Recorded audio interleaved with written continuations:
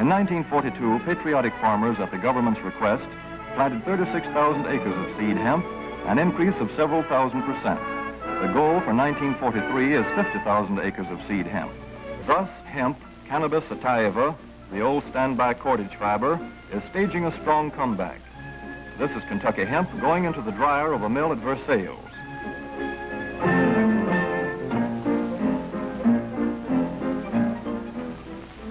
In the old days, breaking was done by hand, one of the hardest jobs known to man.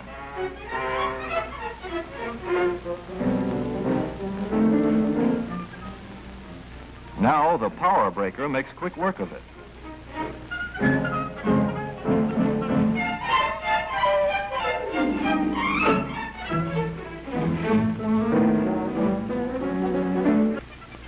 All such plants will presently be turning out products spun from American-grown hemp. Twine of various kinds for tying, winding armatures, and upholsterers' work. Rope for marine rigging and towing, for hay forks, derricks, and heavy-duty tackle. Light-duty fire hose. Thread for shoes for millions of American soldiers. And parachute webbing for our paratroopers.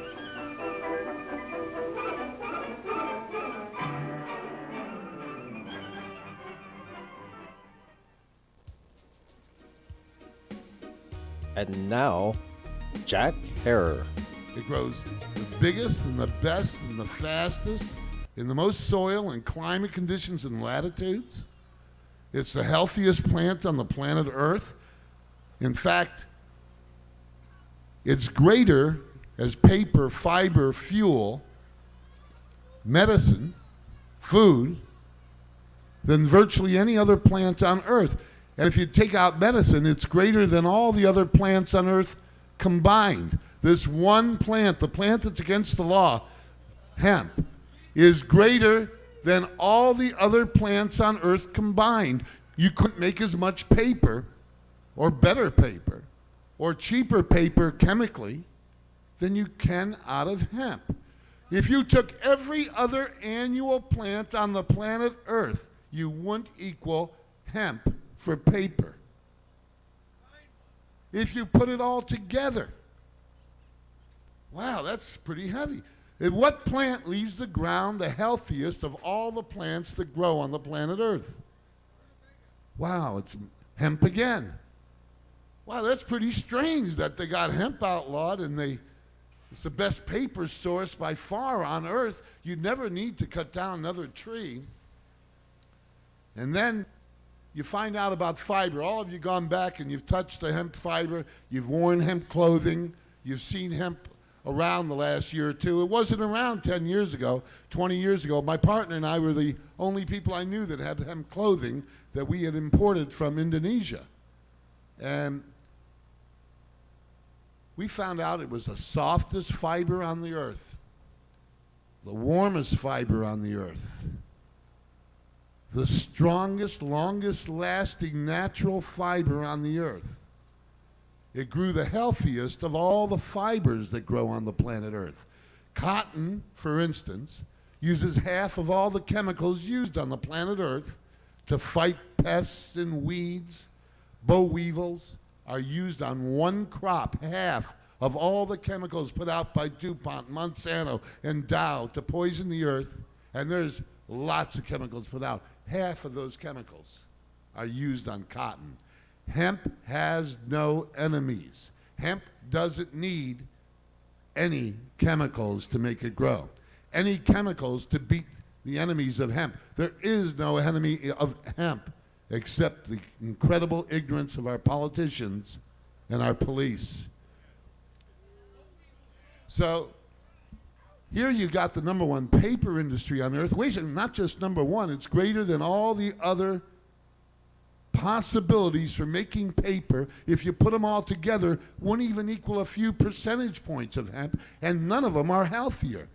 The healthiest, the biggest, the strongest, the longest lasting cloth fiber on earth is also hemp. Wow, what can you think about next? Well, the number one food source on the planet Earth. Wouldn't you know it? The number one food source on the earth is the hemp seed. The seed of hemp is the highest of all the 3 million foods on earth in usable protein. There's about 3 million things you could possibly eat on earth. And the highest of all those from the vegetable kingdom in usable protein, the best protein, Ediston protein, in the whole world, of all those 3 million plants, comes from the hemp seed, the marijuana seed. You're stressed out. You cannot make gamma-linolenic acid to block prostaglandin 2. And that's what it does. And so where did we find it? We found it in a treasure chest of hemp oil. The most delicious oil you can imagine. Has anybody tasted it here? Aha! Great. So you know the sensation. It's as good as peanut butter anytime. Out of the stalks of the plant. Then you consider the seeds. The seeds give you protein. They also give you something that is very, very rare, and people should really know about it. There are these oils that are in the hemp plant. It is the richest source of these oils. They're called linolenic and linoleic acid and gamma-linolenic acid. These acids are what are called essential fatty acids. They're called essential because they contribute to the lubrication or what have you of our bodies. A certain percentage of our body is made out of oil, isn't it? Yes, there's all kinds of oils, but we do not manufacture these essential fatty acids. We have to get them from our foods. Is that right? They're in very low supply in potatoes. They're a high supply in pumpkin. They're in a real high supply in flax, if anybody eats flax these days. And they're in a total supply in these 22% of it is these essential acids, which the people who write about it, like Dr. Roberta Hamilton, says that it makes you more intelligent if you can be just fed this because it lubricates your brain. Hemp oil. Well, hemp was part of the American diet for a long time. Yes, and we called it gruel.